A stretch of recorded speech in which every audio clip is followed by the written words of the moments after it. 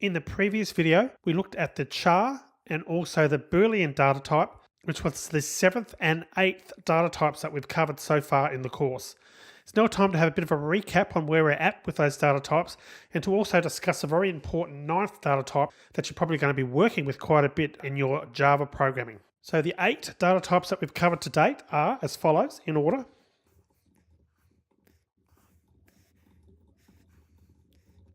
So we have byte, short, int, long, float, double, char, and Boolean. So these 8 data types are actually what's called primitive types in Java. Now when I say primitive type, that's actually something that's defined by the Java language and is named by a special reserved keyword as you've seen. For example, the keyword byte, short, int, long, so on and so forth.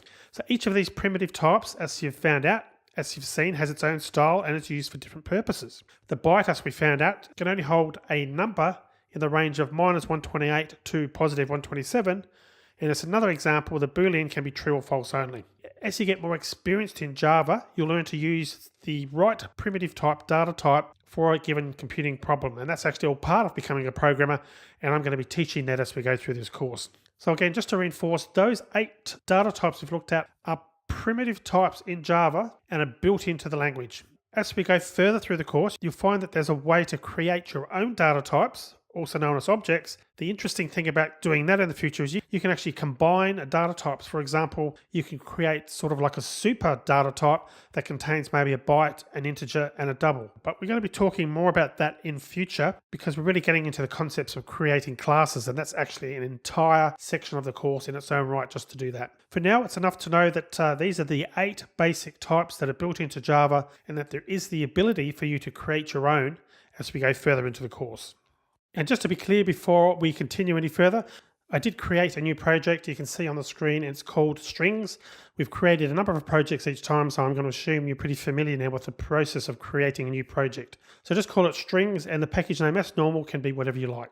So they are the 8 primitive types built into Java, but there is actually a special 9th type that whilst you can't say that it's a primitive type, it's actually something that's going to be used so commonly and it's been so integrated into the language, it really comes across as the 9th data type. So I'm talking about something called a string. So firstly, what is a string? Well, a string is a sequence of characters. In the case of the char, as you saw, that could contain just one character, and the char could also contain a Unicode character, as we showed.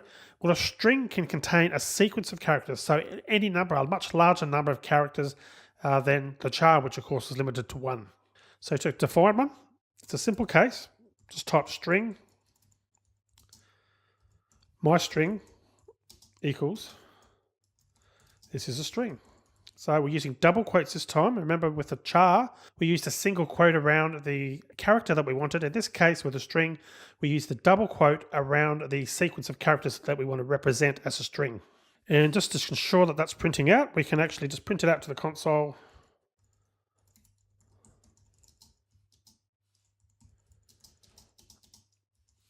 My string, like so. And incidentally, another way of running it, if you don't want to right click all the time like I've been doing, you can just come up here and click on the green arrow and that will run it as well. And I'll just pull that over a little bit so there's a bit more space there and we can see things a bit more clearly. And you can see that my string is equal to this as a string.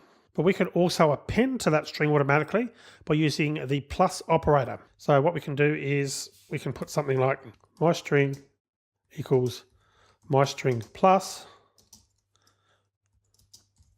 and this is more.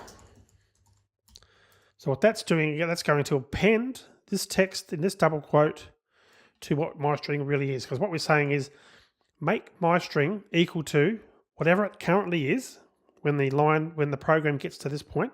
So my string currently is set to this as a string, and then plus to add this text on the end of it. So sort of to append it to the string. And if we just do a copy, and we'll print that out again, and we'll run it again.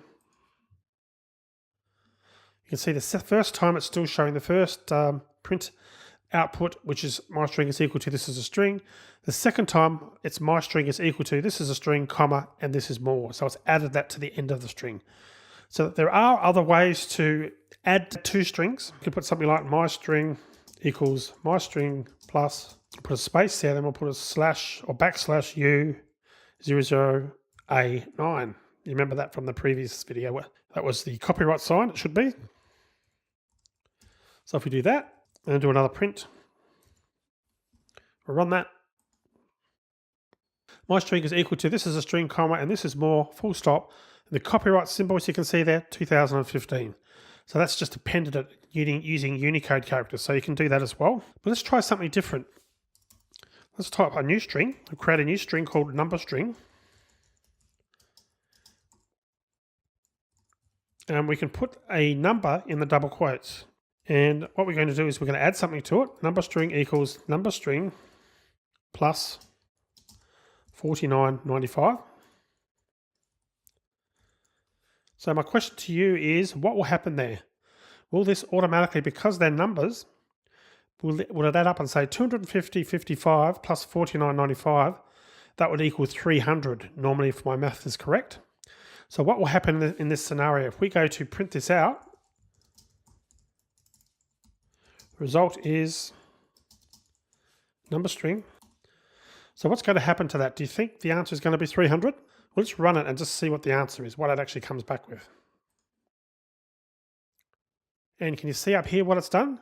So it's taken the first value, 250 and a dot 55, then it's looked at the next bit and added 49.95 on it.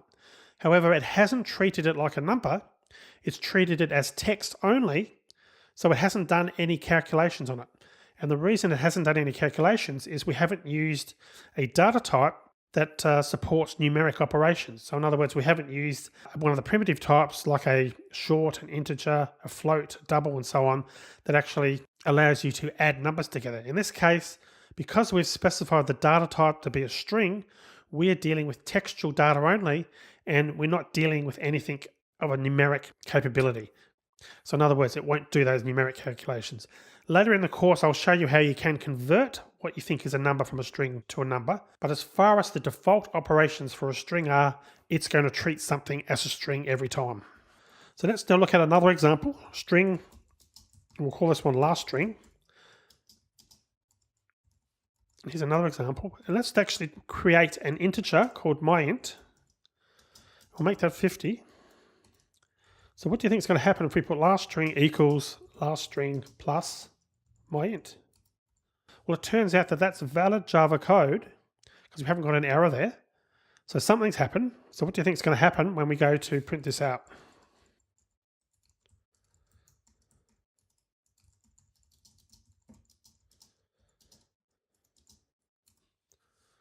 Let's run it and see what it comes back with. So what's happened there is we had last string was set to 10. Integer, which is a number, was set to 50. But in this line here where we've added my integer to the string, because we're using a string on the left-hand side and there's an integer on the right-hand side, so what's happened here is we've started off with a string. We've defined a string, and we know that a string isn't manipulated like a number in any way, shape, or form. It can be alphanumeric, it can be letters or numbers or Unicode characters or whatever. So it isn't treated like a number. But if we then go to try and add a number to that, Java is actually smart enough to say, okay, I know the int that you've defined called myInt is an integer, but I also know that you're trying to add it to a string. So what Java does, it actually converts, or effectively looks at the contents of my integer and converts that into a string to add to the end. So as you can see, what happened was it appended the number 50 to the end of the first part, which was the number 10. So consequently, we've got still a string. It just happens to contain the numbers 1050, but it isn't a number in the true sense. It's treated purely as text by the computer. And that holds true for other data types as well. So we could do a double number equals 120.47. And we can put last string equals last string plus double number. We're going to print out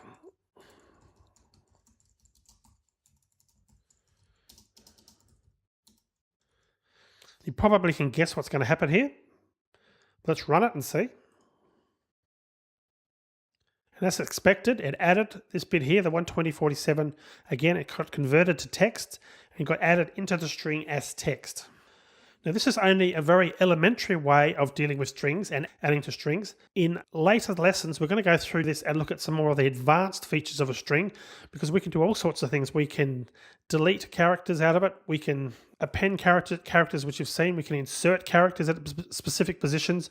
There's lots of flexibility with strings, but we need to know a little bit more about classes before we can get into that in too much detail. Just want to make it clear that what I'm showing you today, this plus, something along these lines, you wouldn't normally do something like that in your programming. You'd use other functions to make it a bit more clear what you're trying to achieve. But at this stage, we just wanted an introduction to the string class, and that's where we've started. And just to make that a little bit clear, we know that the 8 data types that we've explored prior to the string were primitive types. The 9th one, even though it looks like it's the same, it's got its own keyword, and it's got an assignment, and it's got a literal that you can add to the right hand side. It's actually not a primitive type. It's actually called a class, and it's treated differently. But the Java syntax for this they've made it easy for us to use a string class.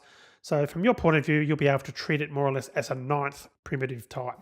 So the bottom line here is strings are extremely powerful, and we're going to be using a lot of strings as we progress through the course. That's it. So hopefully now you've got a good understanding of what a primitive type is. You now understand the string class and how, even though it's not a primitive type, you can more or less treat it as one when you're using one. So in the next video, we're going to start talking about operators. Now, you've already seen some operators, but perhaps you didn't realize that was what they were called. Operators are these things here. And some of the operators you've seen already are the plus, divided by, multiplication. That's just a couple that you've seen. So, and they actually deal with primitive types, and as you saw with the string class, and they're used much as you'd think they would be used. For example, in the case of a long, we can use the plus operator to add 2 long values together. We're going to go through because there's also some extra operators that perhaps you aren't aware of, but we'll be talking more about operators in detail in the next lesson.